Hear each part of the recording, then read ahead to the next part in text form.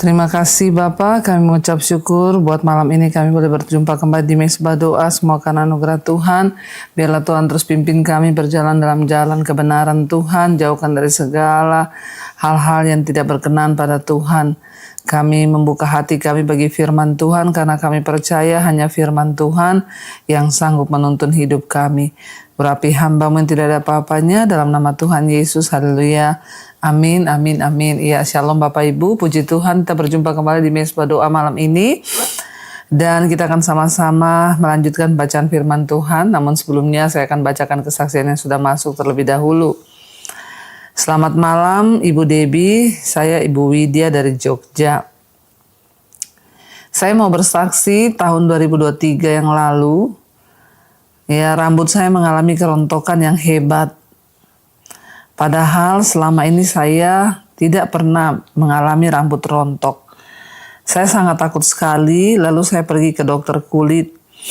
Dan dokter bilang ini penyebabnya faktor dari dalam.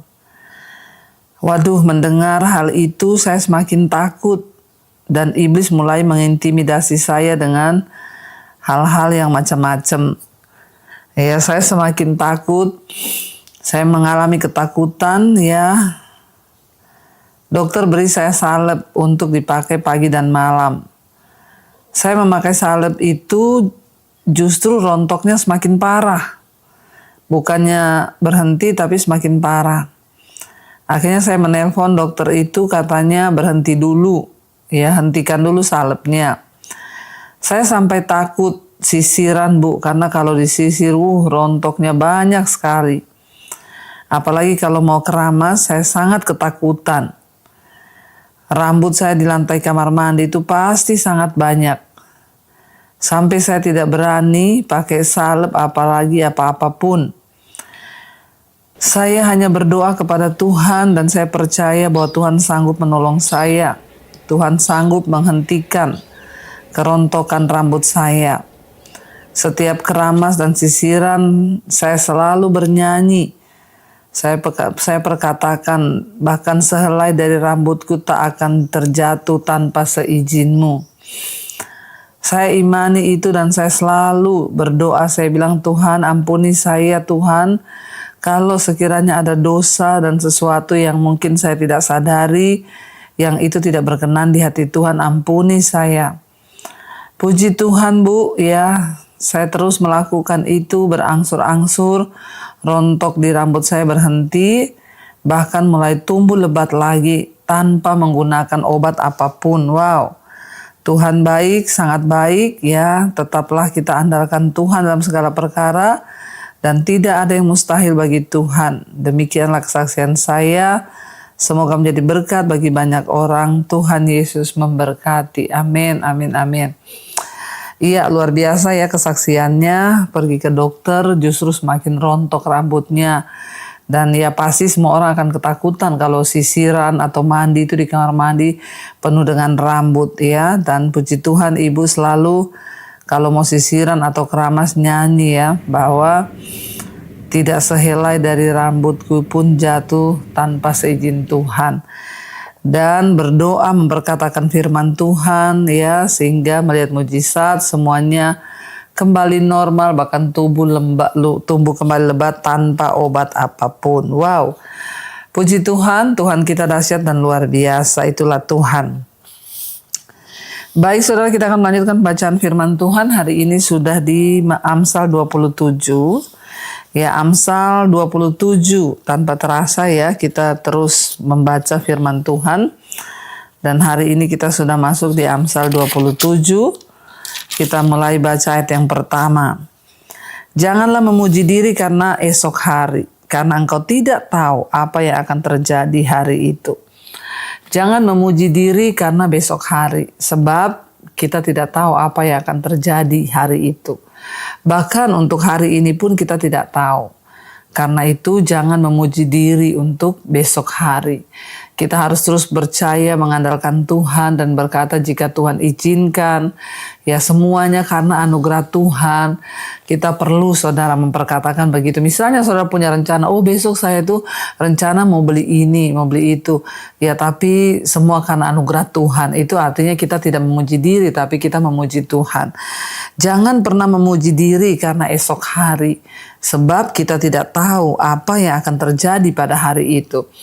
Tuhan yang pegang kendali atas hidup kita, Tuhan yang merancangkan segala sesuatu, karena itu jangan pernah memuji diri kita sendiri, tapi biarlah kita terus memuji Tuhan dalam hidup, dalam setiap rencana-rencana kita.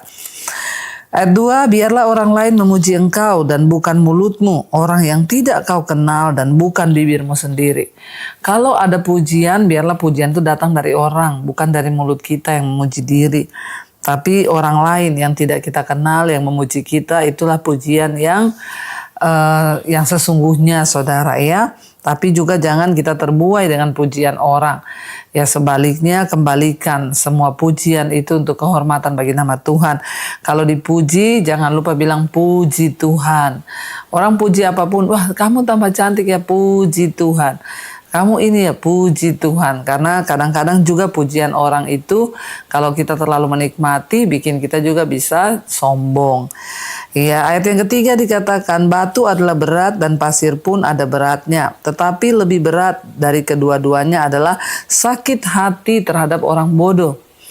Ayat ini berkata batu itu berat, pasir juga berat. Tapi lebih berat lagi kalau kita sakit hati terhadap orang bodoh.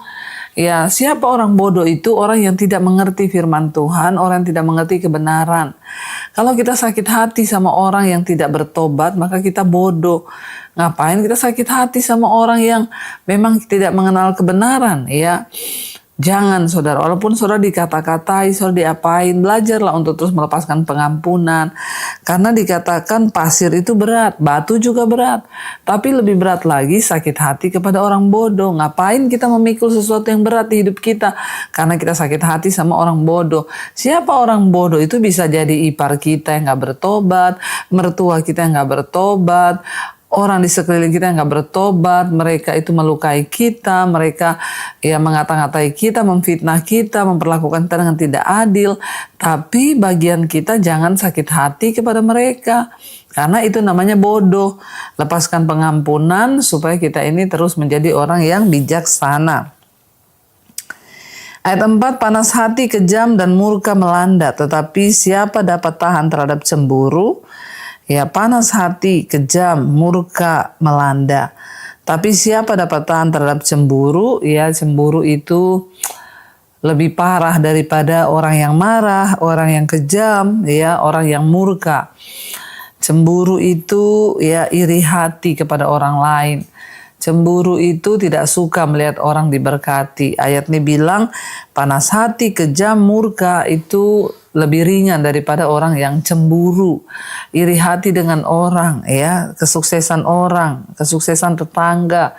Kita belajar untuk tidak menjadi orang cemburu. Ayat 5, lebih baik teguran yang nyata-nyata daripada kasih yang tersembunyi. Lebih baik teguran yang nyata-nyata daripada ya kasih yang pura-pura saudara. Ya, kalau kita ditegur orang yang nyata-nyata lebih bagus daripada orang yang di depan ngomong manis ternyata di belakang malah menusuk. Ya, jadi kalau saudara ditegur oleh seseorang, terimalah teguran itu sebagai kasih yang nyata-nyata. Ya, teguran yang nyata-nyata itu lebih baik daripada kasih yang tersembunyi, yang pura-pura mengasihi padahal di belakang menjatuhkan. Ayat yang berikutnya, ayat yang ke-6, seorang kawan memukul dengan maksud baik, tapi seorang lawan mencium secara berlimpah-limpah. Kalau dia memang sahabat, dia memukul dengan maksud baik. Memang tidak semua orang bisa menerima pukulan, tapi pukulan seorang sahabat itu dengan maksud baik. Dia mungkin tegur kita sakit hati, tegurannya tuh kayaknya keras, tetapi untuk kebaikan kita. Ya, siapa lagi yang bisa menegur kita saudara kalau bukan orang yang mengasihi kita. Ya, sebaliknya lawan itu mencium dengan berlimpah-limpah padahal niatnya busuk. Jadi saudara mau yang mana? Yang memukul secara terang-terangan, kasih menegur terang-terangan, daripada yang bermulut manis mencium tetapi Ya, maksud di belakangnya itu adalah tidak baik ya. Jadi jangan saudara ya mau yang hanya manis-manis saja. Ayat 7, orang yang kenyang menginjak-injak madu, tetapi bagi orang yang lapar segala yang pahit dirasakan manis. Orang kalau sudah kenyang, madu pun diinjak-injak, dibuang. Karena sudah kenyang, tapi bagi orang lapar yang pahit pun dirasakan manis, saudara ya. Artinya apa? Bagi sebagian orang yang memang mau bertumbuh dalam kebenaran, mengejar kehendak Tuhan, sekalipun mungkin kita diizinkan mengalami hal-hal yang pahit, ya itu dapat menjadi manis ketika kita ini terus lapar dan haus akan firman dan kebenaran. Ayat 8, seperti burung yang lari dari sarangnya, demikianlah orang yang lari dari kediamannya. Ayat 9, minyak dan wangi-wangian menyukakan hati, tetapi penderitaan merobek jiwa. Minyak dan wangi-wangian itu menyukakan hati, tetapi penderitaan itu merobek jiwa. Ayat 10, jangan kau tinggalkan temanmu dan teman ayahmu.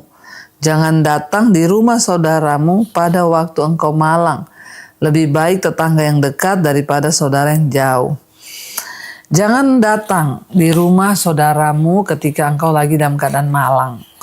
Karena lebih baik tetangga yang dekat daripada saudara yang jauh. Artinya apa saudara? Biarlah keluarga kita tahu hanya yang baik dari kita. Bukannya kita mau munafik. Tapi jangan menyusahkan mereka dengan kesusahan kita. Banyak orang ketika sedang malang cari orang tuanya. Curhat, pergi ke rumah orang tuanya, cerita tentang kesusahannya. Kasihan orang tua yang diceritain kesusahan jadi ikut susah hati. Ya, datanglah pada mereka ketika engkau bersuka cita, supaya mereka juga bersuka cita melihat keadaanmu. Ya, karena lebih baik tetangga yang dekat daripada saudara yang jauh. Kalau tetangga kau pengen menceritakan sesuatu ya sama tetangga. Kalau saya mengajarkan malah ya nggak usahlah curhat-curhat sama orang. Kalau bisa cukup curhat sama Tuhan, karena Tuhan yang paling melihat, maha tahu dan yang sanggup menjawab. Kita curhat ke orang juga tentang kemalangan kita buat apa? Manusia nggak bisa tolong. Hanya Tuhan yang sanggup menolong kita. Amin saudara. Karena itu tetaplah percaya, tetaplah berharap dan tetaplah setia kepada Tuhan. Mari kita tundukkan kepala, kita satukan hati, kita berdoa. Terima kasih Bapa, kami ucap syukur buat malam ini.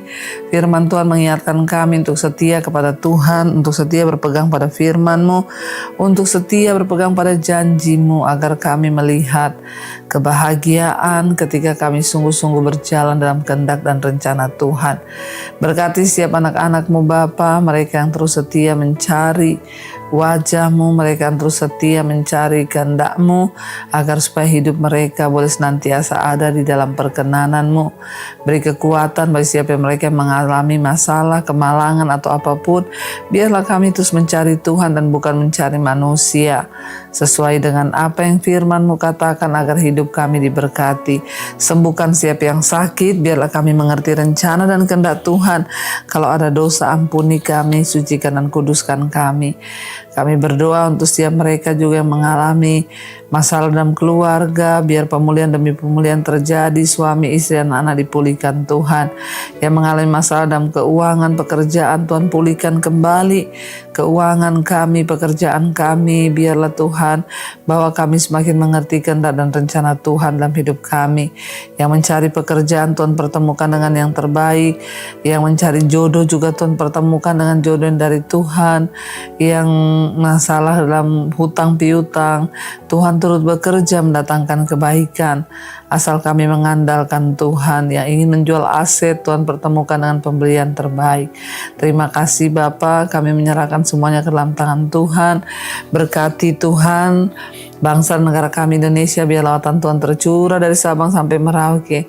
Pemerintahan kami menjadi pemerintahan yang takut akan Tuhan. Bapak Presiden Pak Prabowo Gibran, seluruh jajaran menteri yang ada punya roh takut akan Tuhan, sehingga mereka melakukan apa yang berkenan di mata Tuhan. Berkati juga Bapa, mulai dari Sabang sampai Merauke, hujan pertobatan tercurah atas Indonesia. Orang-orang bertobat, berbalik datang kepada Tuhan. Juga semua negara-negara di 5 benua, Asia, Afrika, Amerika, Eropa, Australia, lawatan Tuhan tercurah sehingga pertobatan terjadi. Berkati rencana kami Jemaat Mizpah Doa yang akan berangkat ke Israel nanti. Tuhan memberkati, beri keadaan yang terbaik semuanya dalam perlindungan dan penyertaan Tuhan. Terima kasih Bapa, kami membuka hati dan tangan kami, karena itu terimalah kiranya berkat, rahmat, anugerah dari Allah Bapa, cinta kasih Tuhan Yesus Kristus, penyertaan Allah Roh Kudus turun atas hidup kami semua mulai hari ini. Terima kasih Bapa, kami bersyukur buat pagi hari ini Tuhan. Kau membangunkan kami dengan tubuh yang sehat, tidak kurang suatu apapun. Semua karena anugerah-Mu Bapa. Karena itu Tuhan, kami juga sebelum memulai hari kami ingin mendengarkan firman Tuhan, melandasinya dengan kebenaran-Mu, agar hidup kami dituntun kepada jalan-jalan-Mu. Urapi hamba-Mu yang tidak ada apa-apanya, urapi setiap kami Tuhan dalam nama Yesus. Kami buka hati bagi firman Tuhan. Haleluya. Amin, amin, amin. Iya, shalom saudara, selamat pagi. Kita berjumpa kembali di Mezbah Syukur pagi hari ini. Dan semua karena anugerah Tuhan. Karena itu biarlah hidup kita terus ya berpadanan dengan firman Tuhan. Agar apapun yang kita lakukan, kita perbuat semuanya di dalam perkenanan Tuhan. Baik, sebelum kita memulai segala aktivitas kita pagi ini, kita mau mendasarinya dengan firman Tuhan. Karena kita percaya bahwa firman Tuhan itu ia adalah yang menguatkan hidup kita. Firman Tuhan itu yang menganggap ya memberikan kita semua kelegaan, bahkan di saat kita menghadapi banyak persoalan, kita menghadapi banyak tekanan ya, firman Tuhanlah yang menjadikan kita ini kuat, bahkan menjadi penghiburan bagi kita. Ya, karena itu saudara tetaplah berpegang pada firman Tuhan dan jangan mau untuk kita ini digoyahkan. Firman Tuhan hari ini terambil dari 2 Petrus pasal yang ketiga ayat yang ke-9 saudara. 2 Petrus 3 ayat 9, Tuhan tidak pernah lalai menepati janjinya, sekalipun ada orang yang menganggapnya sebagai kelalaian. Tetapi ia sabar terhadap kamu karena ia menghendaki supaya jangan ada yang binasa, melainkan supaya semua orang berbalik dan bertobat. Saudara, dengan jelas ayat ini berkata Tuhan itu tidak pernah lalai menepati janjinya. Ya, apa itu lalai? Lalai itu ya meleset, lalai itu ya tidak tepat waktu, lalai itu melakukan sebuah kesalahan. Ya, kan ayat ini berkata Tuhan itu tidak pernah lalai dalam menepati janjinya. Tuhan itu tidak pernah berdusta. Tuhan itu nggak pernah ingkar janji. Kalau manusia itu bisa lalai, tapi Tuhan tuh nggak pernah lalai. Dia nggak pernah lupa. Ya, dia tidak pernah tidak menepati janjinya, dia tidak pernah ingkar ya, dan dia adalah Allah yang ya di atas ya saudara. Dan kalau Tuhan yang berjanji, maka janji itu pasti digenapi saudara. Kalau Tuhan itu sudah berjanji, maka itu pasti akan terjadi dan ditepati dalam hidup kita. Namun saudara ya, banyak orang tidak mengalami janji-janji Tuhan, makanya banyak orang yang menganggap Tuhan itu lalai. Ya, ayat ini dengan jelas berkata Tuhan tidak lalai menepati janjinya, sekalipun ada orang yang menganggapnya sebagai kelalaian. Ya, banyak orang ketika menghadapi tekanan, persoalan ya, lalu mereka mulai bertanya, kenapa Tuhan ya? Bahkan banyak orang karena tidak mengerti bertanya ya, kapan Tuhan Engkau menggenapi? Ya, banyak orang ya karena mereka sudah tidak kuat dengan tekanan hidup dan mereka berkata dari dulu ya, saya tuh sudah menanti janji Tuhan tapi tidak pernah. Ya, contoh ada seorang yang WA kepada saya dan berkata, Bu, saya ini sedang berbeban berat. Saya sedang tertekan karena masalah keuangan. Saya balas ya, yang sabar Ibu, tetap percaya dan tetaplah berharap kepada Tuhan. Berdoa cari Tuhan. Lalu dia menjawab saya sudah dari dulu cari Tuhan. Saya sudah dari dulu berdoa. Tapi kenapa saya belum melihat janji Tuhan? Orang-orang seperti ini adalah orang-orang yang menganggap Tuhan itu lalai ya. Mana janji Tuhan? Kenapa tidak terjadi? Saudara, ada begitu banyak hal yang tidak kita pahami dengan pikiran kita sebagai manusia. Dan itu hanya bisa kita pahami dengan cara pandang Tuhan. Ya, pertama, yakinkan pada diri kita bahwa Tuhan tuh gak pernah lalai. Itu dulu saudara. Dia gak pernah salah. Saya sangat terberkati dengan seorang anak kecil dalam sebuah wawancara. Ya, ada anak kecil tapi di luar negeri saudara. Dia kena kanker. Ya, kepalanya botak karena di kemo. Lalu anak itu ditanya saudara, ya, kenapa kamu mengalami sakit ini? Dia bilang, ya karena Tuhan izinkan. Kenapa Tuhan izinkan kepada kamu? Dia berkata, ya mungkin karena Tuhan merasa aku orang yang tepat untuk ya mengalami ini, makanya Tuhan izinkan. Lalu ditanya lagi, loh kenapa Tuhan menganggap kamu tepat? Ya, apakah kamu tidak merasa Tuhan itu jahat mengizinkan kamu kena kanker? Lalu dia berkata, enggak, saya enggak pernah merasa Tuhan jahat. Justru saya bersyukur saya yang mengalaminya sehingga ini tidak menimpa papa saya, kakak saya, mama saya. Biarlah saya yang mengalami ini. Ya, karena ya saya percaya kalau Tuhan izinkan saya yang mengalami, maka saya pasti kuat. Saudara, orang-orang seperti ini adalah orang-orang yang sangat percaya dan sangat tahu bahwa dia menyembah kepada Tuhan yang benar, Tuhan yang tidak pernah lalai dan tidak pernah salah.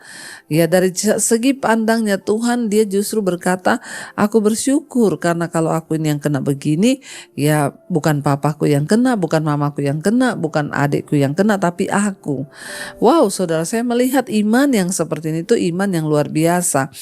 Di satu sisi banyak orang yang hanya karena mengalami masalah keuangan, masalah gini-gini merasa Tuhan tuh di mana? Aku sudah berdoa loh, tapi buktinya saya tidak pernah merasa, saya tidak melihat Tuhan menolong.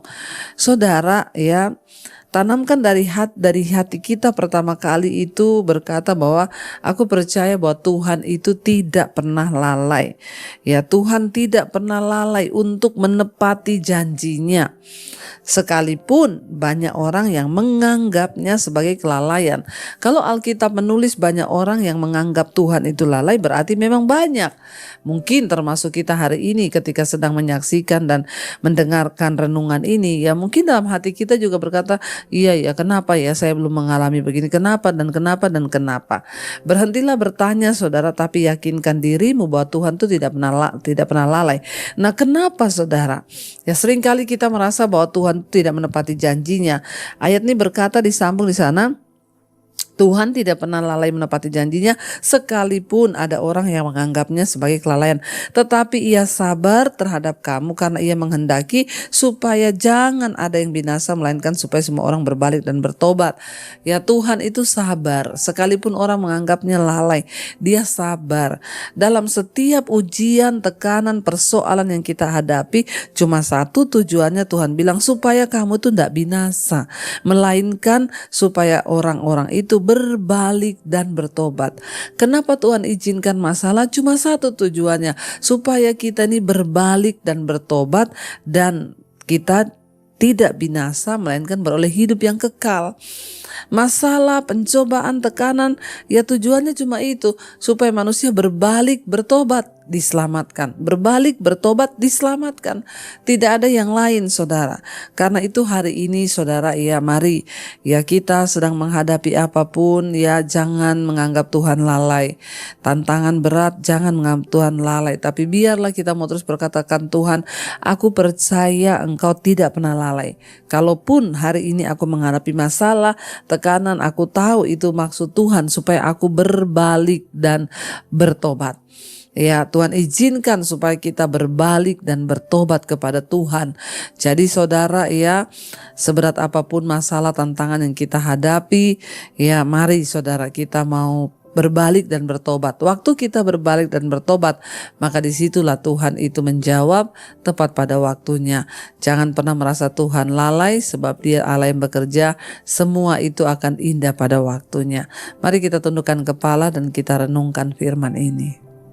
Terima kasih Tuhan, kami mau meneguhkan hati kami dan berkata, Engkau tidak pernah lalai, Engkau tidak pernah gagal di hidup kami. Bahkan Engkau sanggup membuktikan semua janji-janji-Mu dalam hidup kami Tuhan. Kami mau naikkan pujian ini sebagai sikap hati kami di hadapan Tuhan. Katakan bersama saudara. Tuhan tak pernah gagal, sanggup buktikan janji setiamu untuk selamanya.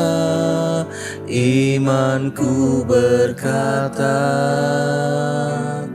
Tuhan tak pernah gagal. Tuhan tak pernah gagal. Kau sanggup buktikan Tuhan. Amin. Janji setiamu untuk selamanya. Imanku berkata, Tuhan tak lebih lagi saudara dari hatimu katakan, Tuhan tak pernah gagal, pernah gagal, sanggup buktikan janji setiamu untuk selamanya. Iman kami berkata kepadamu Tuhan. Amin. Tuhan tak pernah gagal. Oh, kau tak pernah lalai menepati janjimu.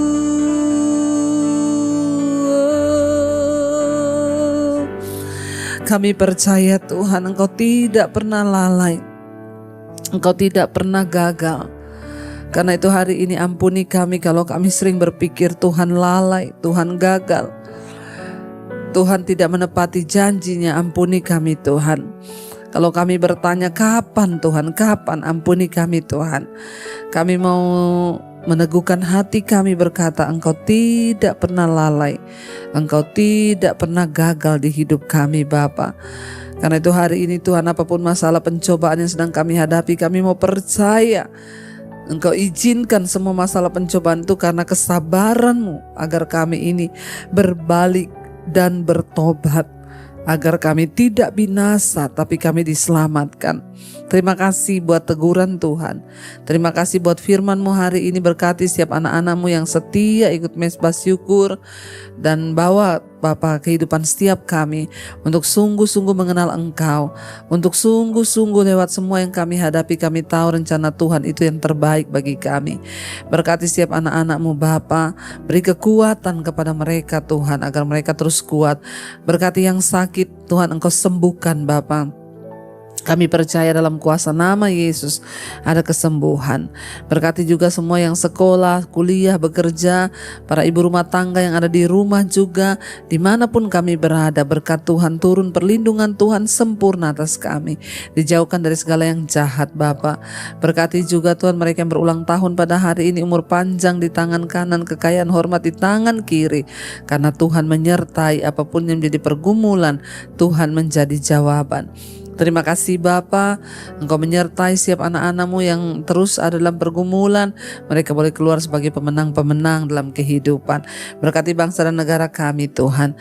Bangsa Indonesia aman, tentram, damai dalam tangan Tuhan. Mari kita berdoa. Bapa kami saudara, Bapa kami yang dalam sorga, dikuduskanlah nama-Mu, datanglah kerajaan-Mu, jadilah kehendak-Mu di bumi seperti di sorga. Berikanlah kami pada hari ini makanan kami yang secukupnya, dan ampuni kami akan kesalahan kami, seperti kami juga mengampuni orang yang bersalah kepada kami. Dan janganlah membawa kami dalam pencobaan, tapi lepaskanlah kami daripada yang jahat. Karena Engkaulah yang punya kerajaan dan kuasa dan kemuliaan sampai selama-lamanya. Mari buka hati dan tangan-Mu saudara, karena itu terimalah kiranya berkat, rahmat, anugerah dari Allah Bapa, cinta kasih Tuhan Yesus Kristus, penyertaan Allah Roh Kudus turun atas hidup kita mulai hari ini bahkan sampai kali yang kedua Tuhan Yesus datang kembali menjemput setiap kita. Nama kita tercatat. Terima kasih Bapa buat pagi hari ini. Engkau yang membangunkan kami dengan tubuh yang sehat, tidak kurang suatu apapun. Berkati Bapa setiap hari ini untuk kami boleh berjalan dalam kebenaran dan dalam kekudusan Tuhan.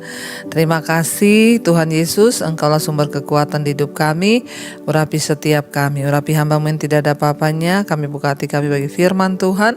Dalam nama Yesus, haleluya. Amin, amin, amin. Iya, selamat pagi saudara, kita berjumpa kembali. Dan firman Tuhan pagi hari ini terambil dari Matius pasal yang kelima. Injil Matius pasal yang kelima ayat yang ke-13 mulai. Judul perikopnya adalah garam dunia dan terang dunia. Injil Matius 5 ayat yang ke-13 mulai. Kamu adalah garam dunia. Jika garam itu menjadi tawar, dengan apakah ia diasinkan? Tidak ada lagi gunanya selain dibuang dan diinjak orang. Ayat 14, kamu adalah terang dunia, kota yang terletak di atas gunung, ya tidak mungkin tersembunyi. Lagi pula orang tidak menyalakan pelita lalu meletakkannya di bawah gantang, melainkan di atas kaki dian sehingga menerangi semua orang di dalam rumah itu. Ayat yang ke-16, demikianlah hendaknya terangmu bercahaya di depan orang, supaya mereka melihat perbuatanmu yang baik dan memuliakan Bapamu yang di sorga. Saudara, firman ini berkata, ya kamu adalah garam dunia. Jika garam itu menjadi tawar, dengan apakah ia diasinkan? Tidak ada lagi gunanya selain dibuang dan diinjak orang. Ya, garam itu adalah salah satu bumbu yang sering, bukan bumbu ya, termasuk bumbu ya untuk masakan kita. Bayangkan saudara pakai bumbu apa yang sudah enak, yang bumbu yang mahal sekalipun, dalam jumlah yang banyak sekalipun, kalau makanan itu tanpa garam, tanpa rasa asin, itu tidak enak saudara. Ya, demikian juga dengan hidup kita ini sebagai orang percaya. Mau kita ngomong kita Kristen, mau kita pendeta sekalipun, mau kita aktivis di gereja sekalipun, kalau hidup kita ini tidak bisa bermanfaat dan dirasakan oleh orang lain, maka juga percuma. Ya, itu tidak akan berdampak. Garam itu berbicara tentang dampak, saudara. Ya, bayangkan makanan tanpa garam itu, ya, rasanya seperti apa. Dan dikatakan di sini, kamu adalah terang garam dunia. Jika garam itu menjadi tawar, dengan apakah ia diasinkan? Ya, namanya juga garam, sumber yang asin. Kalau garam itu sudah tawar, ya dengan apa lagi dia diasinkan? Ya pasti tidak bisa saudara. Apalagi yang bisa mengasinkan garam? Tidak ada lagi gunanya selain dibuang dan diinjak orang. Ini ayat sebenarnya keras saudara. Kalau hidup kita sebagai orang Kristen tidak berdampak, maka hidup ini tidak ada guna selain dibuang dan diinjak orang. Maka saya selalu berkata, saudara, mari kita ini berdampak ya, supaya itu menjadi sebuah alasan Tuhan itu mempertahankan kita ya di bumi ini, karena kita ini masih bisa berdampak. Ya, jika satu bumbu itu tidak ada rasanya, maka tidak ada guna tuh bumbu itu. Ya, garam yang saudara coba bayangkan, kita beli garam terus orangnya bilang, "Bu, ini garam tapi garamnya nggak asin loh." Lah buat apa saya mau beli garam kalau garamnya nggak asin? Ya, nggak ada guna. Ya, orang Kristen tidak akan berguna apa-apa, tidak akan berdampak apa-apa kalau kita ini hidupnya tidak mempengaruhi ya orang-orang di sekeliling kita. Biarlah lewat hidup kita ya, orang itu melihat ada Yesus saudara, lewat perilaku kita ya, lewat dimanapun kita berada, di kantor, di rumah, biar orang melihat Yesus dalam diri kita. Orang melihat, wah dia benar-benar pelaku firman Tuhan, wah dia benar-benar orang yang berdampak ya. Sebagai anak, sebagai orang tua, sebagai suami, ya apakah hidup kita sudah berdampak? Coba kita bertanya pada diri kita, apakah kita ini sebagai garam yang sudah tidak asin? Ya kalau garam itu nggak asin ya dibuang aja. Sebagai suami, kalau engkau sudah tidak berdampak di rumah, justru engkau berdampaknya buruk, engkau datang marah-marah, anakmu nggak sejahtera, istrimu nggak sejahtera, ya buat apa lagi engkau menjadi suami di tengah rumah tangga? Sebagai istri, kalau kita juga sudah tidak berdampak dalam rumah, tidak dirasakan, istri itu penolong yang menyediakan makanan, istri itu orang yang memperhatikan rumah. Amsal 13 berkata, ya kalau engkau sudah tidak berdampak seperti itu, ya buat apa lagi engkau hidup sebagai istri? Sebagai anak-anak ya, kita juga harus menjadi dampak bagi orang tua kita, supaya orang tua juga melihat ya di rumah, ya berdampaklah. Caranya bagaimana? Ya coba tolong bisa mengurusi dirimu sendiri sebagai anak ya. Contoh bersihin kamar, habis makan cuci piring sendiri. Kita harus melatih hal-hal yang seperti itu supaya hidup kita ini berdampak. Supaya kita di rumah, orang tua tuh seneng kalau punya anak yang rajin, anak yang manis, dengar-dengaran. Ya, bahkan anak-anak juga senang punya ibu yang rajin, ibu yang berdampak. Ya, sebagai suami juga akan senang. Ya, kalau anak istrimu akan senang kalau engkau jadi suami yang membawa dampak yang baik. Ya, jadi kalau hidup kita ini sebagai Kristen sudah tidak berdampak, ya lebih baik dibuang dan diinjak orang. Ya, kamu adalah terang dunia. Kota yang terletak di atas gunung itu tidak mungkin tersembunyi, kata firman Tuhan. Pasti terlihat. Jadi hidup kita ini terlihat. Kita tidak bisa menyembunyikan buah-buah roh dalam hidup kita. Ya, ketika kita ini menjadi dampak, menjadi terang, maka tidak bisa ditutupi. Orang akan melihat hidup kita dan berkata, wow, hidupnya itu benar-benar ya jadi dampak. Jadi hati-hati saudara ya, supaya kita ini ya jangan sampai ya hidup kita ini justru tidak terlihat, tidak berdampak. Jika kita sungguh-sungguh hidup bagi Kristus, maka kita tuh pasti akan bersinar seperti pelita. Kita membantu orang yang lemah, kita menolong orang yang lemah, kita ya mendoakan orang yang sudah ya tidak berdaya. Di lingkungan kita, nggak usah bicara yang jauh-jauh, di sekeliling kita yang kita jumpai, yang kita temui. Ya, jangan sampai kita membiarkan dosa itu meredupkan terang. Apa yang membuat terang itu redup? Ya dosa, kegelapan nggak bisa bersatu dengan terang. Waktu kita hidup dalam firman, hidup kita terang. Dan itu nggak bisa disembunyi terang itu. Sebaliknya ketika kita hidup dalam dosa ya gelap. Ya, hidup kita tidak terlihat, tidak berdampak. Yesus bilang kamu adalah terang dunia ya. Orang itu menyalakan pelita, ditaruh di tempat di atas supaya bisa menerangi hidup orang lain.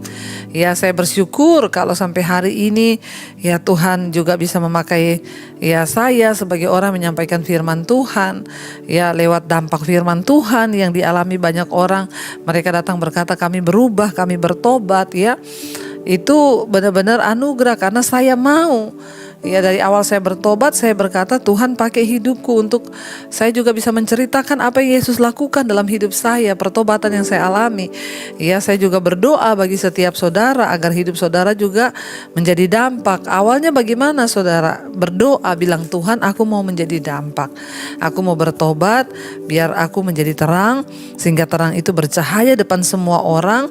Sehingga apa saudara? Firman Tuhan berkata ayat yang ke-10 ini, demikianlah hendakmu, demikianlah hendaknya terangmu bercahaya di depan orang supaya mereka melihat perbuatanmu yang baik dan memuliakan Bapa kita yang di sorga. Biarlah senantiasa kita ini terus ya ada dalam perkenanan Tuhan, supaya hidup kita memuliakan Tuhan, supaya orang melihat dan memuliakan Bapa kita yang ada di sorga. Iya, mari saudara kita akan terus berdoa supaya Tuhan pakai hidup kita menjadi dampak. Ya, supaya nama Tuhan tidak dihujat dari hidup kita, tetapi nama Tuhan dimuliakan. Mari datang pada Tuhan saudara, kita mau renungkan firman ini biar hidup kita boleh menjadi dampak bagi banyak orang.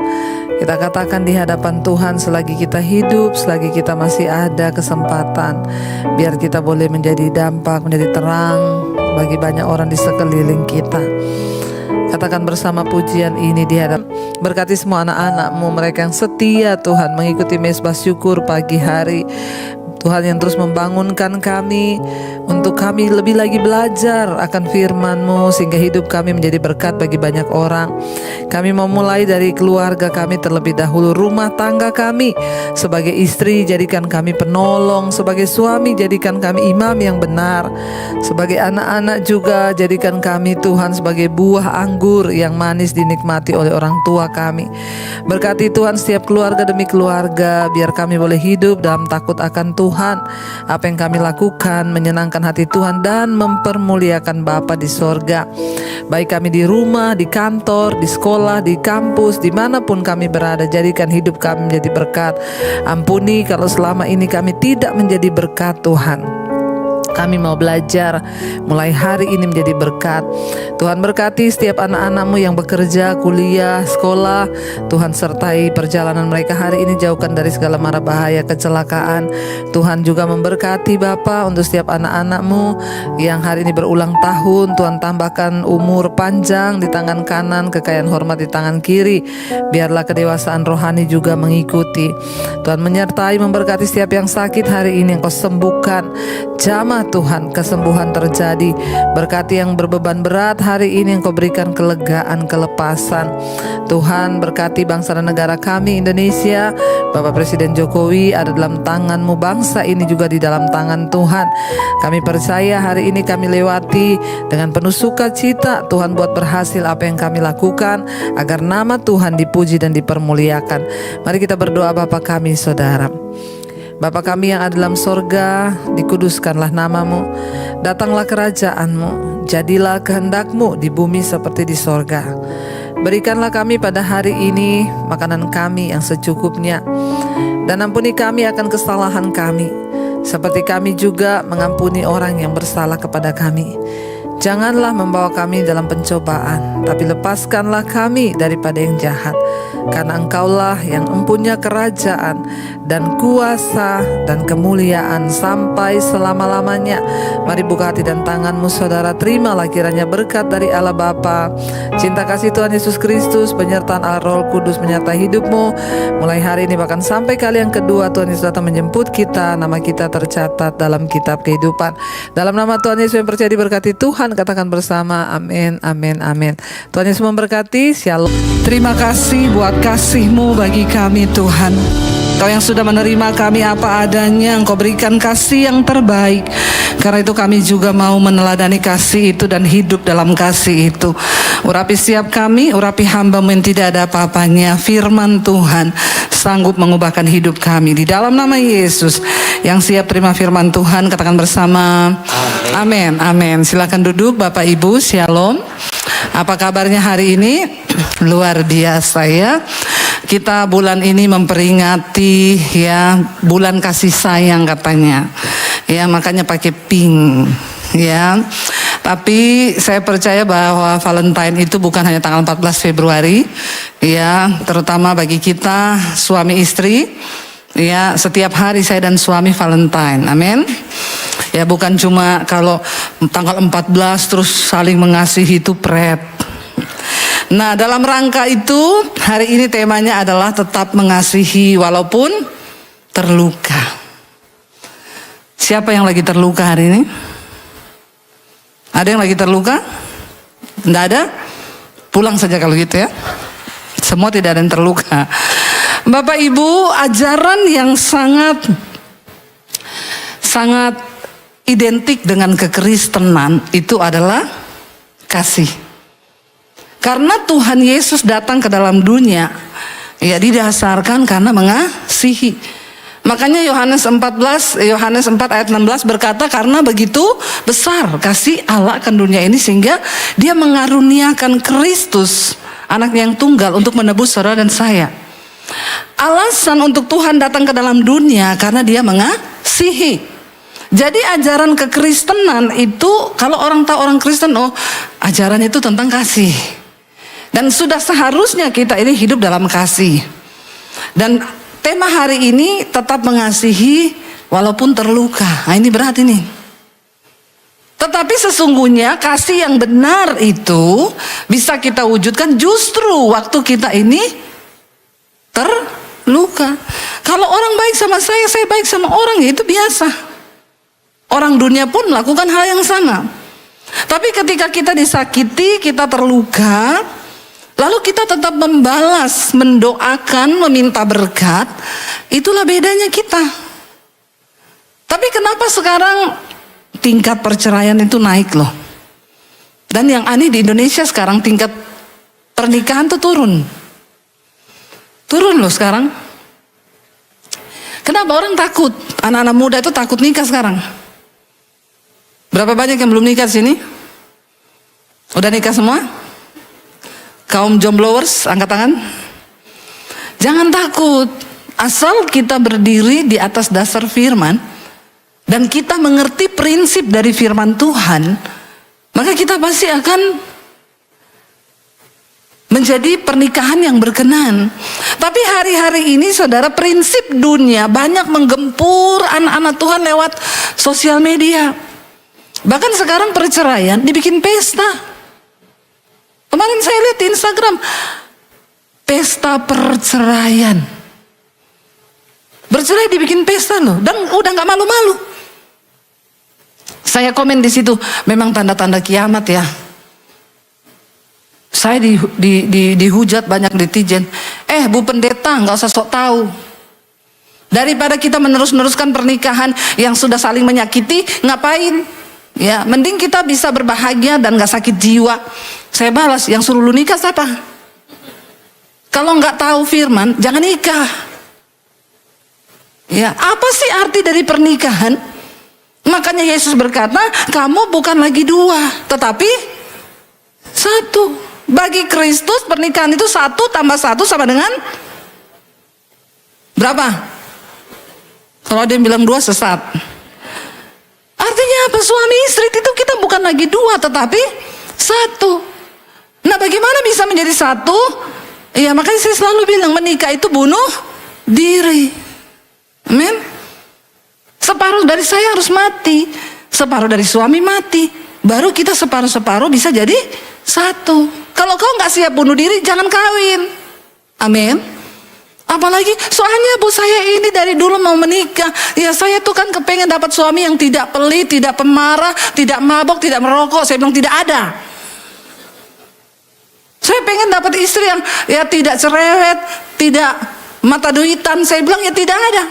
Kau kawin sama robot sana di Jepang, banyak jual itu. Yang namanya manusia, kita ini saling memproses.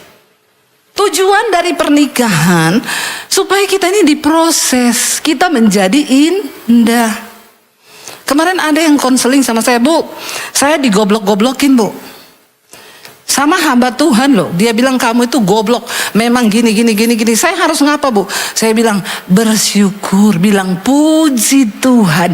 Berarti Tuhan mengasihimu, Tuhan mau membentuk engkau menjadi indah. Doakan orang itu. Langsung dia bilang, oh gitu ya, Bu. Amin. Jangan dibalas. Mengasihi sekalipun terluka.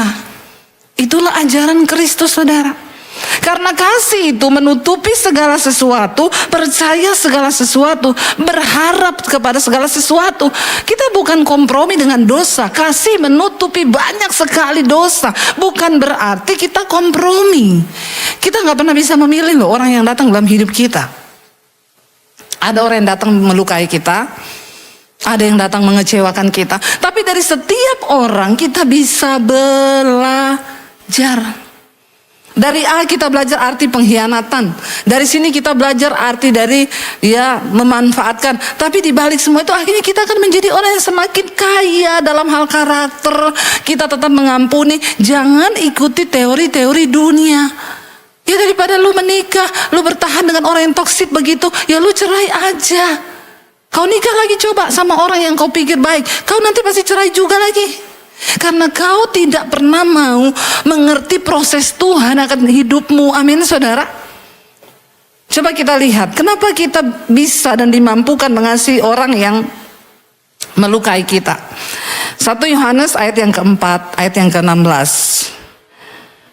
1 Yohanes 4 ayat yang ke-16, firman Tuhan berkata begini, baca 1, 2, 3. Kita telah mengenal dan telah percaya akan kasih Allah kepada kita.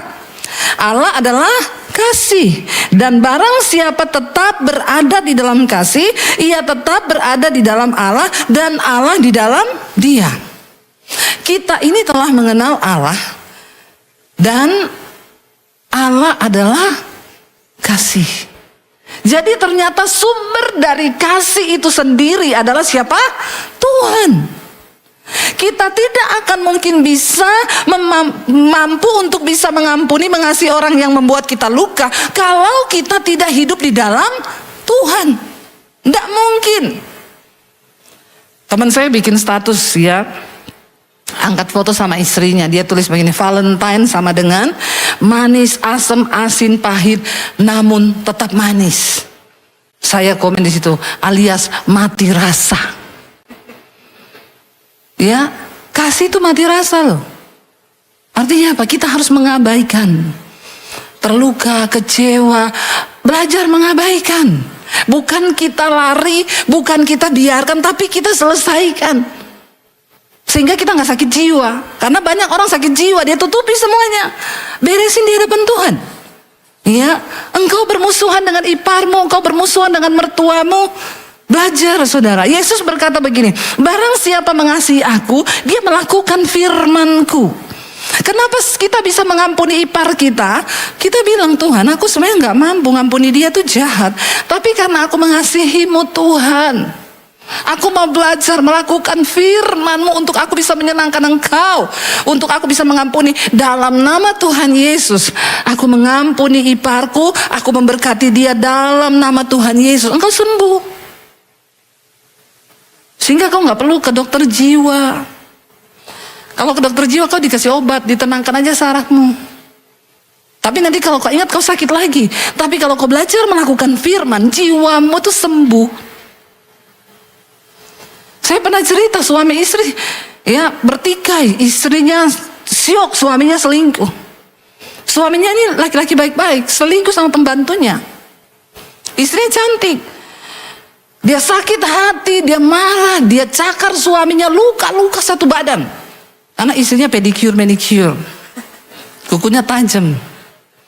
Luka semua saudara. Akhirnya suaminya bilang tiap hari istrinya pingsan, sakit hati, nangis, histeris. Suaminya dicakar lagi. Lalu suaminya bawa dia ke psikiater. Sampai di sana dokter bilang, ya udah saya kasih obat penenang. Karena ibu kan gak bisa tidur kalau malam, iya. Lalu psikiaternya bilang sama suaminya, Pak, ini sembuhnya lama loh. Kalau nggak 6-7 bulan, 1 tahun. Suaminya langsung keriting rambutnya, berpikir, aduh 1 tahun dia dicakar terus. Gimana itu coba, syok kan? Lalu suaminya ingat, kita cari pendeta deh. Karena dia udah nggak sanggup 1 tahun ini. Akhirnya dia ingat, istrinya suka dengar tuh Debbie Basir, saya di WA, Bu bisa datang ke rumah saya nggak? Saya datang saudara, mereka cerita. Saya tanya, Bapak tapi sekarang bertobat nggak? Bapak menyadari kesalahan?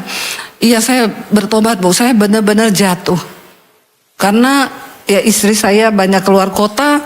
Dan istrinya itu ngomong, selain kamu nggak boleh ada pembantu lain yang layani Bapak.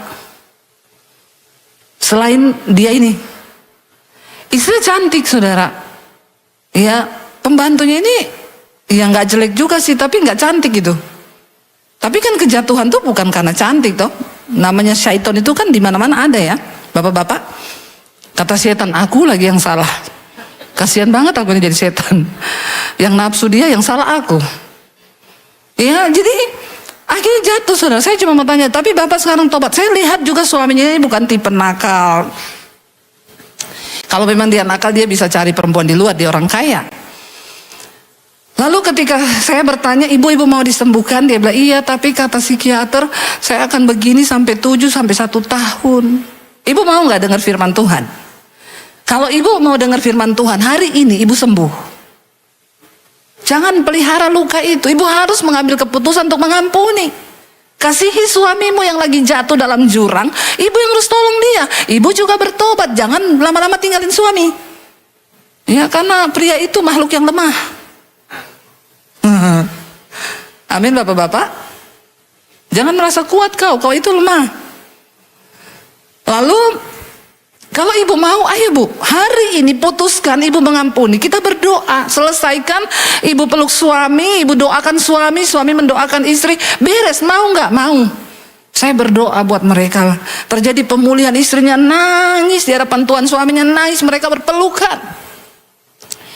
Malam itu, besok paginya suaminya WA saya, Bu Debbie terima kasih ya. Malam ini istri saya tidur tanpa minum obat. Dan dia bisa perlahan dipulihkan Tuhan. Jadi terus turutin ya. Saya bilang terus dengerin khotbah Bu. Terus jangan dengerin iblis. Kau sendiri yang akan rugi ketika kau membiarkan perasaanmu terluka. Kita nggak bisa mengendalikan keadaan di hidup kita. Tapi kita bisa kendalikan bagaimana cara kita berespon. Tetaplah mengasihi sekalipun terluka. Kita belajar dari Tuhan. Ada yang bilang sama saya, tapi bu saya itu sudah mengampuni suami saya coba mengasihi dia, tapi dia nggak berubah. Hello, engkau mengampuni bukan supaya orang itu berubah. Dia tuh berubah, bukan karena engkau. Jangan peduli ketika engkau mengasihi dia nggak berubah-berubah, itu urusan dia dengan Tuhan. Kenapa kita mengasihi? Supaya kita yang berubah. Hidupmu itu, hatimu nggak penuh dengan kepahitan. Karena kalau kau penuh kepahitan, saya ketemu ibu-ibu, gimana kabar bu? Hah, biasa lah. Nah, suamiku tuh loh bu, nggak berubah-berubah. Berapa kali saya ketemu ibu ini, belum pernah saya ketemu bu, gimana? Halo Bu Dewi, shalom, luar biasa. Harusnya saya tanya, gimana suami? Ya masih begitu bu, tapi saya sih ya udahlah, bersuka cita. Itu yang saya harapkan tiap kali ketemu. Ya begitulah bu, tiap hari luka. Saya pikir-pikir saya mau cerai. Nggak usah bu, ibu sebentar lagi juga mati, udah tua. Nggak usah cerai, udah tua. Ngapain mau cerai? Emang iya Alkitab bilang umur 70, dia udah 70 lebih mau cerai sama suaminya. Ibu sebentar lagi juga di absen bu. Udahlah, nggak usah mikir cerai. Kalau mau cerai kenapa nggak dari dulu waktu muda, ya nggak? Kenapa udah tua sekarang, udah mau mati, ibu mau cerai? Saya yakin kalau ibu cerai, ibu mati membawa kepahitan, masuk neraka kau. Terus sekarang saya harus bagaimana? Ibu layani suami. Nggak usah terlalu peduli lah bu, yang penting layani, lakukan tugasmu. Ibu nggak tahu ya, suami saya tuh cerewet banget. Memang bu, udah tua itu tertukar, istri jadi perkasa, suami jadi feminim. Amin. Iya nggak ibu-ibu? Makin tua suami itu makin cerewet, memang begitu. Ya, banyak ngomong, tapi sebaliknya istri nggak usah banyak ngomong lah. Kalau masih muda, istri banyak ngomong, suaminya ngomong. Jangan banyak ngomong. Tua terbalik, karena hormonnya tertukar. Ibu gini ya, ibu siapin sarapan. Kalau suami mulai ngomel, tinggalin aja. Ibu pergi urus tanaman, ngomong sama anggrek bulan, curhat di situ sama dia. Anggrek itu suamiku itu memang menjengkelkan, tapi aku lihat kau indah banget. Makanya harus ada hobi juga ibu-ibu. Ya, suamimu tuh kalau cerewet berikan burung aja dia. Supaya dia urus burung kalau udah tua tuh. Amin gak? Ya. Supaya ada pelampiasan emosi. Tiap hari dia ngomong sama burung. Kita nih hidup ini berjalan, kita nggak bisa menentukan apa keadaan, kondisi. Kita sudah berusaha nih hidup baik.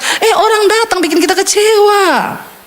Tapi kita punya firman Tuhan yang menjadi pedoman prinsip hidup kita, supaya hidup kita berkenan sama Tuhan, berkat Tuhan tercurah, damai sejahtera, sukacita, mati masuk surga.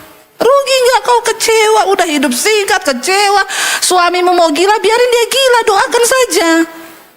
Jangan kau lebih mencintai suami daripada Tuhan. Amin ibu-ibu.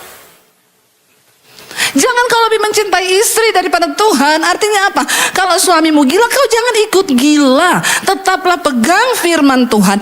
Aku mau melakukan firman. Kalau semua orang Kristen begini, nggak ada perceraian tuh di luar.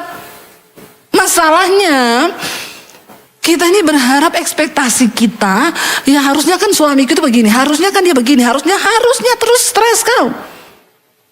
Jalani hidup ini, prinsipnya pegang firman. Karena ketidakadilan itu selalu ada. Tapi bagaimana kita mengontrol, berespon sesuai firman Tuhan. Ada suami yang saya tanya sama saya, Bu saya mau konseling gini, tiap bulan ya saya disuruh bayar arisan istri saya 2,5 juta. Tapi begitu dapat arisan, itu uang diambil semua. Ini kayaknya investasi bodoh nggak sih Bu? Saya bilang kalau itu ya urusan kaulah sama suami. Ada juga istri yang minta cerai sama suaminya. Saya mau cerai, saya baru tahu ternyata kau itu nggak punya apa-apa. Kata suaminya, dari dulu waktu kita pacaran aku udah bilang sama kamu sayang, hanya kau hartaku satu-satunya. Malah kau bilang so sweet. Pret.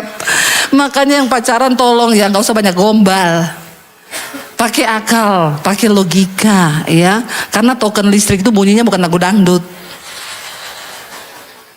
Ya, semua dipertimbangkan matang-matang. Pernikahan Kita nggak usah bicara mengasihi orang yang melukai kita itu ya Bu, saya ini lagi berdoa, saya mau mengampuni itu orang yang ada di LA. Kejauhan sayang. Yang di depan matamu itu loh.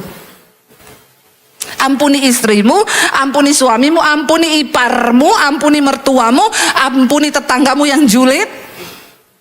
Hello, Indonesia ini negara bertetangga. Ya, kita kerja dia tidur, kita bangun rumah dia bilang piara tuyul itu. Ya begitulah di negara yang berkembang ini kan. Tapi kau nggak usah kepahitan. Hidup ini jalani sesuai, jadikan firman Tuhan sebagai patokan. Saya ini kalau mau tidur malam lagi bersihin muka gitu, Tuhan, ada sesuatu nggak beres di dalam hidupku ini ya. Kalau hatiku ini ada kepahitan, ada benci, tolong Tuhan ampuni. Saya nggak mau tidur malam membawa dosa. Siapa tahu saya sudah tidak bangun. Saudara tidur membawa kepahitan. Malam kau mimpi ketemu kuntilanak, dicekik, mati kau. Masuk neraka. Jangan tidak mengampuni saudara. Tetap mengasihi. Tapi itu Bu, ipar saya itu maut. Ipar maut, mertua maut, tetangga maut. Saya itu bingung, yang maut itu sebenarnya kau mungkin ya. Ayo kita mau dibentuk saudara. Ayat ini berkata begini, engkau itu sudah mengenal Allah. Allah itu kasih. Barang siapa tetap berada dalam kasih, ia tetap berada di dalam Allah. Untuk kita mengukur orang itu dekat dengan Tuhan atau tidak, jangan lihat dari karunia-Nya. Jangan lihat dari bahasa rohnya. Ya, kalau di gereja bahasa rohnya mimbar, goyang semua.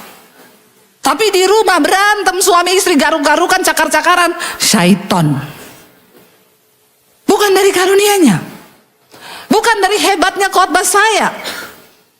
Ya, bukan dari bahasa rohnya yang tinggi. Bukan dari rebah-rebahnya. Sekarang orang Kristen kan banyak kalau didoakan jatuh, rebah. Rebah terus sampai geger otak, gak berubah hidupnya. Terus apa yang kau cari? Agak lain kau ini. Apa sih hidup dalam Tuhan itu? Dikatakan kita sudah mengenal kasih, dan ini tandanya bahwa kita ada dalam Allah. Adam kita, waktu engkau bisa mengasihi, itu artinya Tuhan dalam hidupmu. Amin. Waktu kau bisa kasih suamimu, kau bisa kasih istrimu. Makanya saya itu kasih tips-tips yang saya dan suami lakukan. Tiap hari suami istri harus berpelukan. Tiap hari. Jangan tertawa, bapak-bapak ini ketawa kenapa ya? Aneh buat kau. Suruh peluk istrimu kok ketawa. Peluk istri tetangga apa? Ya, saya sama suami saya setiap bangun, ya kami berdua, pokoknya ketemu di mana kita berpelukan. Biar di depan anak-anak, ya. Itu akan menambah kalau kita tuh sering berpelukan saudara, maka ada energi positif. Kita bisa gampang saling mengampuni. Ya bapak-bapak istri tuh gampang. Kalau dia lagi marah peluk aja. Amin bapak-bapak. Bapak-bapak amin. Pak Partahito. Yang lain amin. Nggak rela kau ya. Ya peluk aja. Ayo kalau ada yang waras, nggak akan ada pertengkaran. Karena sekarang ini generasi hancur. Kenapa saudara? Karena hubungan orang tua yang gak benar, akhirnya anak-anak rusak. Anak-anak itu tertekan loh kalau orang tuanya bertengkar. Anak-anak itu stres loh. Mereka cari pelampiasan di luar kalau lihat suami istri bertengkar. Sampai di Indonesia ini, bayangkan ada anak 12 tahun bunuh mamahnya lagi tidur, ditikam pakai pisau. Gara-gara sering dinasihati jangan main HP, anak ini kepahitan. Bayangkan mamanya sendiri dibunuh. Saya baca kemarin di Priuk, satu anak muda bunuh 3 anggota keluarganya, kakaknya dan mama dan papanya lagi tidur. Dia rebus teh, dikasih racun tikus. Ini lagi tidur nih, diminumin saudara. Lah orang lagi tidur, dimasukin di mulut, klek ketelan, mati 3 orang. Alasannya kenapa? Dia sering dimarahi dan dia merasa diperlakukan tidak adil dengan saudaranya. Gila ini sekarang dunia ini. Kita lihat setan bekerja luar biasa. Waktu ditanya kenapa, mereka terinspirasi dari game-game online. Rohnya masuk. Makanya kau yang terjebak dengan game online bertobat loh saudara. Setan itu sekarang tidak muncul dalam hal-hal yang menakutkan. Kau terikat dengan game online. Ya, itu. Dan banyak sekali kepahitan yang timbul. Ya, engkau marah dengan suamimu, kenapa begini dia begini. Kau terlalu banyak nonton drama box. Ya, sampai ada istri yang bilang, saya tunggu kapan suami saya mengaku bahwa dia adalah CEO yang menyamar. Aduh, nggak usah nyamar aja, hidup sudah susah ya. Pakai nyamar jadi orang susah. Sampai anak-anak muda sekarang kalau lihat tukang parkir, jangan-jangan dia CEO yang menyamar. Astagfirullah, sudah stop saudara ya, stop. Jangan kau terus-teruskan kebodohanmu itu. Aduh, ya ngeri ini sekarang dunia ini. Kita ini di bawah hanyut dengan media sosial, kita lupa. Ini penting, coba kita lihat. Baca ayat yang selanjutnya, ayat yang ke-17. Dalam hal inilah kasih Allah sempurna dalam kita, yaitu kalau kita mempunyai keberanian percaya pada hari penghakiman, karena sama seperti Dia, kita juga ada di dalam dunia ini. Orang yang sempurna tinggal dalam kasih Tuhan, ini tandanya dia itu penuh keberanian mempercayai hari penghakiman atau hari kiamat. Kita nggak takut kiamat. Ada di sini yang takut kiamat? Ada yang pengen Tuhan Yesus segera datang? Siapa yang ingin Tuhan Yesus segera datang? Angkat tangan. Yang nggak ingin, kau mau apa? Mau tinggal lama-lama di dunia ini? Alkitab berkata kita adalah orang-orang yang mempercepat waktu kedatangan Tuhan. Karena kalau tidak dipercepat, tidak akan ada yang selamat. Bingung sekarang Bu, itu file Epstein gila ya. Mereka korbankan anak-anak, dimakan dagingnya. Itu ndak usah heran, dari zaman perjanjian lama sudah ada. Ketika mereka mempercayai dewa Baal, dewa Molok, mereka mempersembahkan anak-anak bayi dibakar. Dagingnya dimakan, sudah ada. Persetubuhan yang tidak wajar, kemesuman dengan anak-anak, dengan laki-laki, itu semua sudah tertulis dan sudah pernah terjadi. Tinggal diulangi lagi sekarang di akhir zaman. Yang terpenting kita jaga hidup kudus, jangan ikut-ikutan berbuat kenajisan. Yang homo bertobat, boti-boti bertobat. Yang lesbi-lesbi bertobat, ani-ani bertobat. Amin. Hidup dalam kekudusan supaya kita mempunyai keberanian untuk menghadapi dan percaya pada hari penghakiman. Tidak perlu takut kiamat. Berita mau perang dunia 3, nanti nuklir, biarin, kalau udah waktunya mati-mati. Yang penting lakukan bagianmu selama kau hidup. Saya mau bekerja untuk Tuhan selama masih ada waktu. Saya pelayanan tidak mengenal lelah.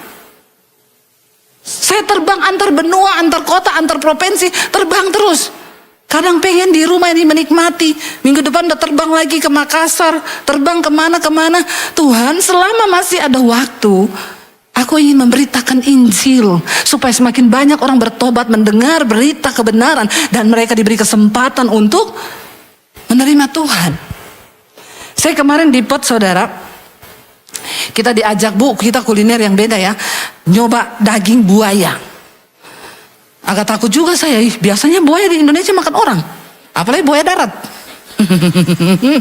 Di sana buaya dimakan. Terus saya ngobrol-ngobrol, dia bilang gini, kalau di Australia ini jarang buaya darat, Bu. Ya, buaya darat itu udah punya istri ya, tapi tetap masih. Soalnya di sini, Bu, hukum negaranya lebih berat. Begitu ketahuan ada suami yang udah punya istri tapi selingkuh atau berkhianat, itu gajinya dipotong langsung dari pemerintah, 80% ditransfer ke istri. Dia dapat 20%-nya. Hidup enggak itu buaya darat dengan gaji 20%. Bagus juga kalau pemerintah Indonesia bikin begitu ya.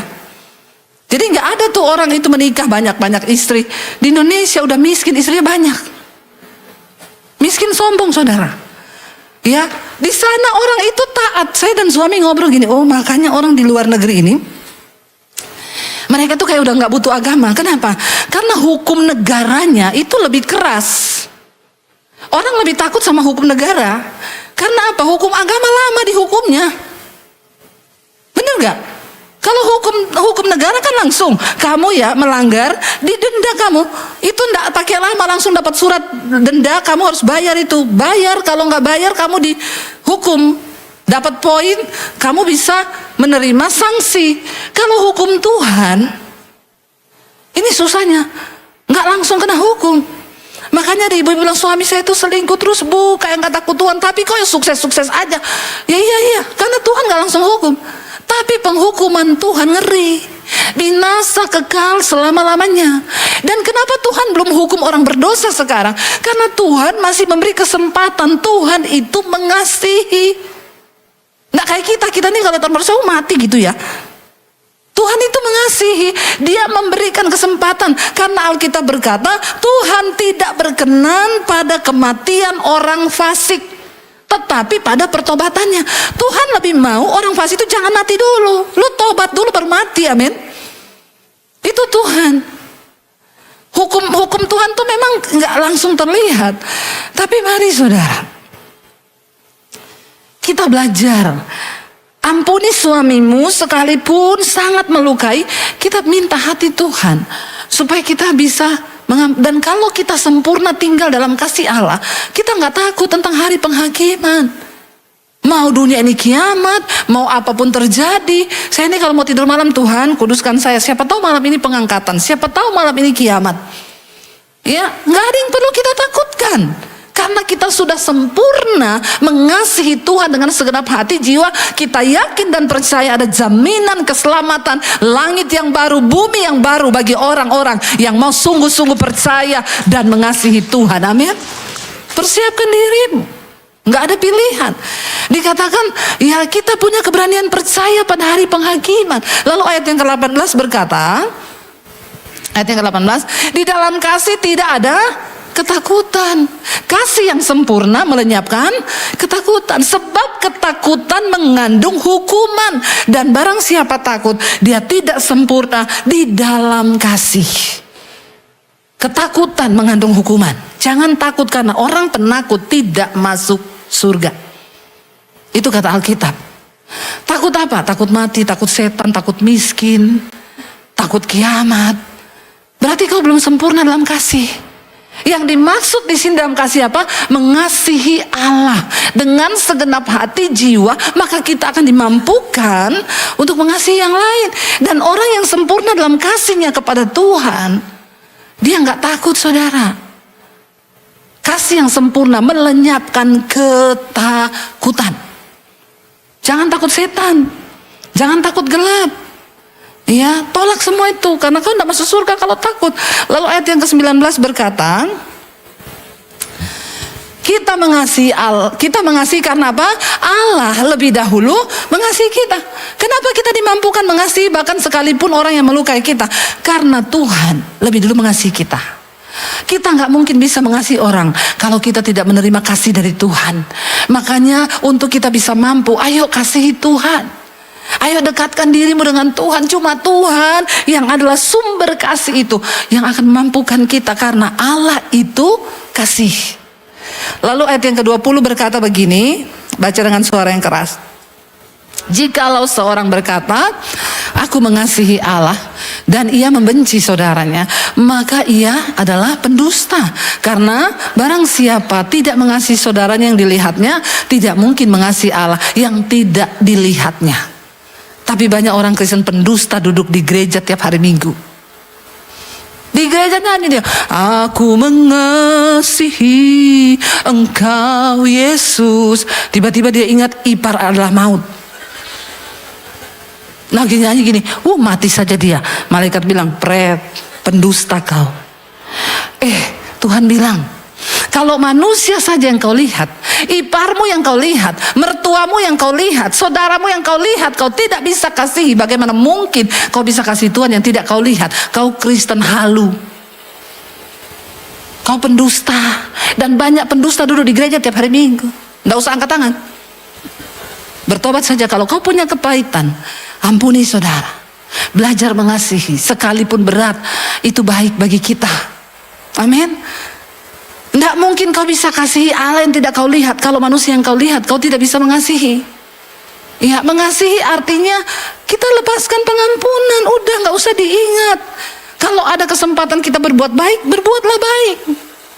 Walaupun itu bukan keharusan, tapi untuk bisa mengobati ya kepahitan kita itu. Lalu ayat yang terakhir 21 berkata, Baca yang terakhir. Dan perintah ini kita terima dari Dia, barang siapa mengasihi Allah, ia harus juga mengasihi saudaranya. Sekalipun dia melukai, sekalipun dia mengecewakan, kalau kita mengasihi Allah, kita mampu mengasihi orang yang bahkan melukai kita. Saya pernah cerita, saya kepahitan dengan orang yang sering saya tolong. Dia jelekin nama saya di luar, padahal tiap bulan ini saya transfer dia duit. Lalu satu saat saya dengerin orang bilang, gak usah ditolong lagi, ngapain Bu, itu orang gak pantas ditolong. Iya ya, saya stop. Waktu saya doa, Tuhan bilang, kamu gak sempurna kasihmu. Kalau kamu mengasihi orang yang baik, apa upahmu? Kamu mengasihi dia bukan karena dia baik, tapi karena engkau mau menjadi orang yang melakukan firman. Saya minta ampun loh sama Tuhan. Bulan depan saya transfer lagi.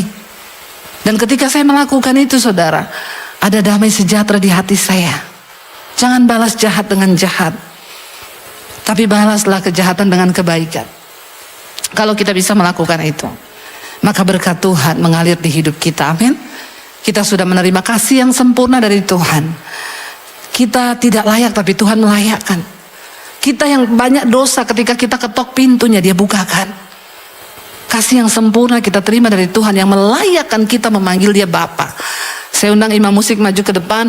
Mari kita sungguh-sungguh melakukannya menjelang hari Tuhan yang mendekat. Jadilah pelaku-pelaku firman Tuhan. Dasar dari mengasihi adalah kita belajar untuk mengasihi Tuhan dengan segenap hati, jiwa, dan kekuatan. Bangkit berdiri bersama saudara. Terima kasih buat kasih yang sempurna dari Engkau. Seringkali Tuhan izinkan peristiwa yang melukai, mengecewakan kita, supaya kita belajar arti mengasihi. Tuhan tidak pernah jahat dan bukan kebetulan kita diproses, karena Tuhan sedang membentuk kita menjadi indah. Belajar untuk terus melepaskan pengampunan dan mengasihi sekalipun kita terluka. Kita belajar dari Kristus yang melayakkan kita memanggil Dia Bapa, yang membuka pintu ketika kita mengetok, dan memberi dirinya saat kita mencari. Ampuni orang yang bersalah kepadamu, dan belajarlah untuk tetap mengasihi sekalipun sakit. Tapi itulah dasar dari kasih. Suami istri hiduplah dalam kasih. Orang tua dan anak saling mengasihi. Bahkan belajar ampuni keluargamu yang mungkin menyakiti, mengecewakan.